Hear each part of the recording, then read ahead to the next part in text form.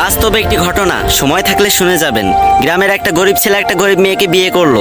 বিয়ের পরে ছেলেটি মেয়েটিকে জিজ্ঞাসা করলো, আচ্ছা তোমার জীবনে কি কোনো স্বপ্ন আছে? তখন মেয়েটি বলল, হ্যাঁ আমার জীবনে অনেক স্বপ্ন, আমি একদিন অনেক বড় ডক্টর হব, কিন্তু আমি যে গরিব। তখন ছেলেটি হেসে বলল, আরে এই ব্যাপার, আমি আছি না। তারপর ছেলেটি মেয়েটিকে নিয়ে শহরে চলে গেল। সে প্রতিদিন রিক্সা চালাতো এবং বাসায় এসে নিজেই রান্না বান্না করতো। এদিকে মেয়েটি পড়াশোনা করতে লাগলো। এরকম করতে করতে মেয়েটি একসময় ডক্টর হয়ে গেল। ছেলেটি এই খবর শুনে খুশিতে আত্মহারা হয়ে গেল এবং সে সেই ছেঁড়া কাপড় পরেই মেয়েটির সাথে দেখা করতে চলে গেল। মেয়েটি যখন তার বন্ধু বান্ধব নিয়ে কলেজ থেকে বের হচ্ছিল, তখন ছেলেটি সবার সামনে গিয়ে মেয়েটিকে বলল, জানো আজকে না আমি অনেক খুশি, আজকে তুমি ডাক্তার হতে পেরেছো। তখন মেয়েটির বান্ধবীরা জিজ্ঞাসা করলো, এই এ কে রে? তখন মেয়েটি বলল, আরে আমি চিনি না, হয়তো কোনো ভিক্ষুক টিক্ষুক হবে। তখন ছেলেটি মন থেকে অনেক কষ্ট পেল। ছেলেটির চোখে পানি চলে আসলো এবং সে বলল, তুমি ঠিকই বলেছো। তুমি জানো আমি তোমার পরীক্ষার টাকা জোগাড় করতে গিয়ে ভিক্ষা পর্যন্ত করেছি। আজ তুমি আমাকে চিনতে পারতেছো না?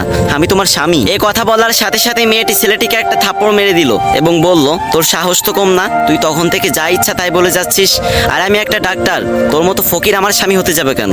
ছি। এরপর মেয়েটির একটি চাকরি হলো, আস্তে আস্তে টাকা পয়সা বাড়ি গাড়ি সবকিছুই হলো, কিন্তু ছেলেটা গরিব রয়ে গেল। কি বুঝলেন? ওই যে গ্রাম বাংলা একটা কথা আছে না, ভালা মানুষের দাম নাই, উপকারীরা বাঘে খায়।